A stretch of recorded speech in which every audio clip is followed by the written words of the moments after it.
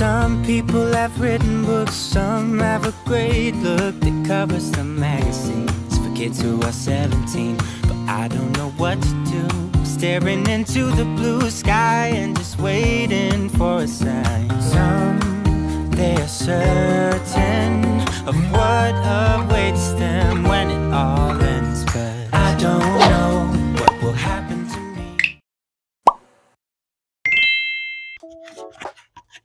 Hello everyone! Welcome back dito sa ating vlog. And finally, matutuloy na itong pag-aayos natin dito sa CR.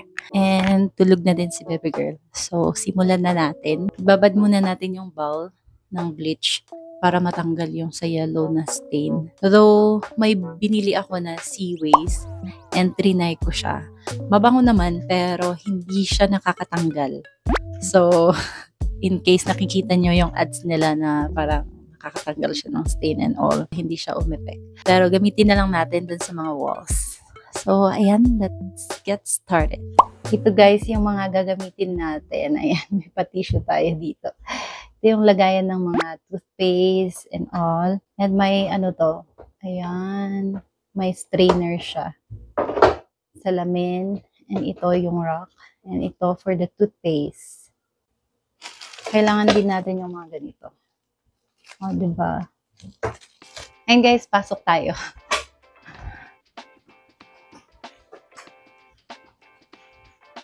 So, ayan, pasok tayo, ganyan. Dito sa part na yan, lalagyan natin ng salamin. And ito, aayusin natin siya. And lilinisin natin dito sa banda na to. Kasi tingnan nyo naman yung sa tab ni baby. Nagyayelo talaga sila. And dito sa bintana namin, ganyan po siya kadumi. Sobrang dumi. Hindi na namin siya nalinisan. And kung mapapansin nyo dito naman sa wall natin, sobrang daming watermarks. And nag-stick na din dyan yung mga alikabok. So, lilinisin din natin yan. Sa taas naman, itong mga molds, yan yung mga nag-accumulate dun sa area na yan. And buti na lang plastic to. So, madali lang siyang linisin. Same with this. May salamin na talaga tayo dito sa part na yan. Kaso, medyo nag-iiba siya. Hi! Alam mo yon, lumalaki ka ganyan or lumiliit ka. So, hindi siya accurate. So, ayun yung mga gagawin natin for today. And also, nakalimutan kong bumili ng filter para dun sa faucet natin. Kasi medyo parang kinakalawang ata yung tubig namin. Or basta, ang daling mag-yellow talaga dito sa CR kahit kakalinis mo lang ng 1 to 2 days, andyan na naman sila. So, ayun, nag-stay na sila dito sa may natin, pail, and also dito sa bowl. Ito guys yung sinasabi ko. And yung sa pail namin, ganyan na yung kulay. Mahirap na siyang tanggalin. So, let's try our best. Mga panlinis natin. So, ayun guys, let's start cleaning. Finally, magagamit din natin to, yung mga nabili natin last time. So, let's open it.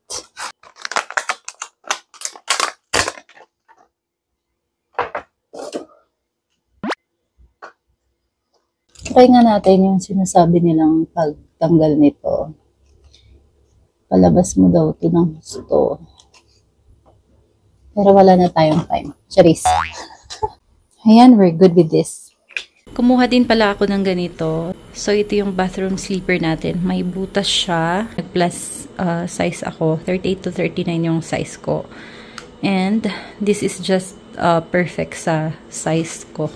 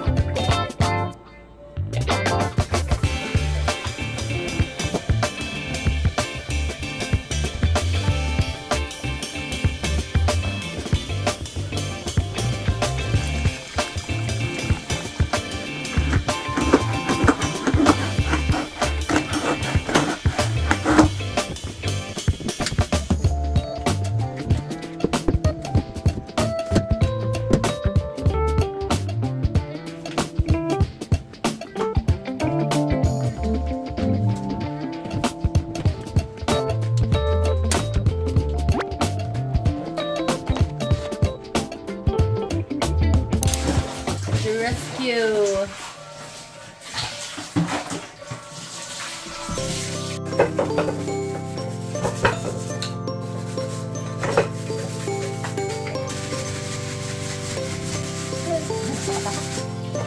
kita bol.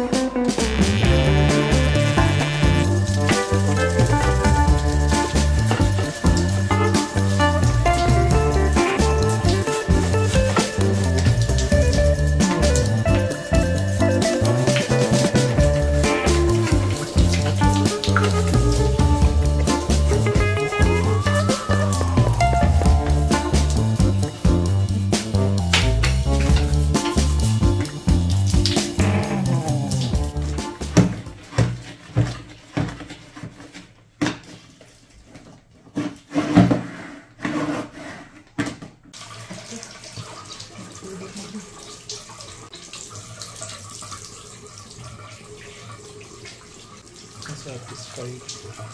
Satisfied ang person.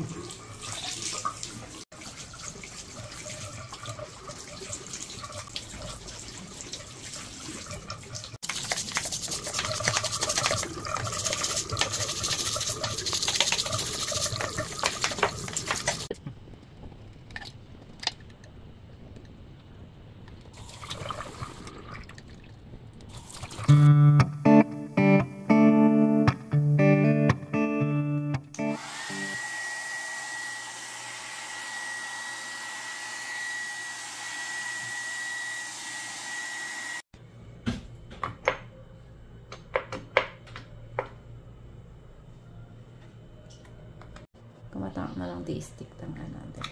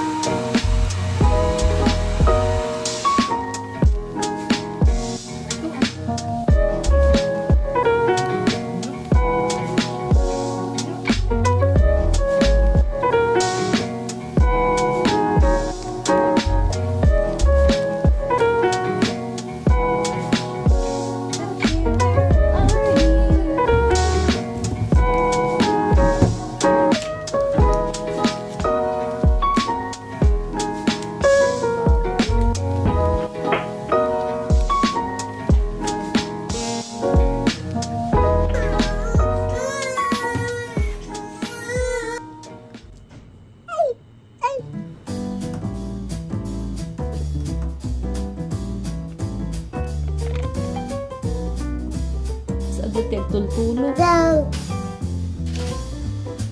dali, pushing.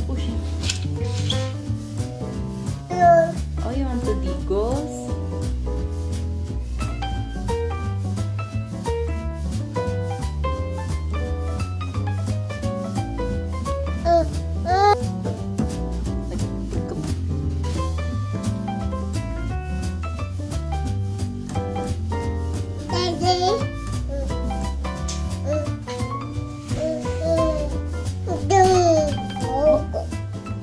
Sa bangking.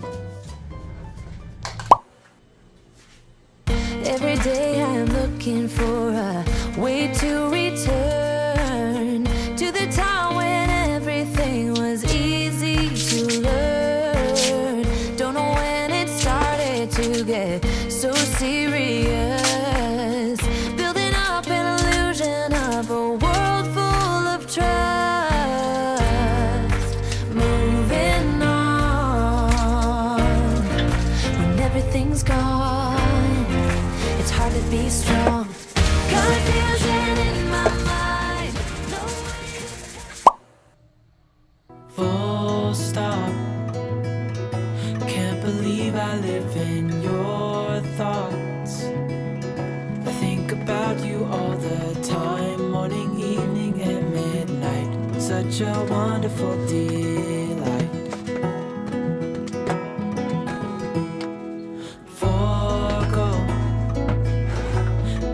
Everything that I own, yeah, I'd give it all up now just to be with you somehow. Unexpected love was found. You're the rose in a garden, and it shows if I'm honest. You're the leaves in mid-August, and I've come out here to say that I love you. Ooh, you. Ooh.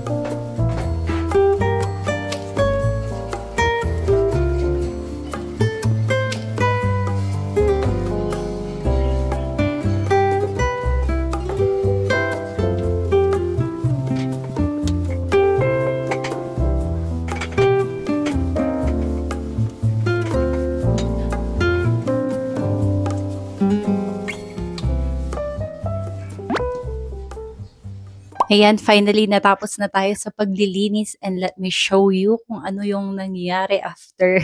Parang ilang araw akong naglinis, ganun, kasi natitigil. But finally, naka-deep clean tayo dito sa CR natin.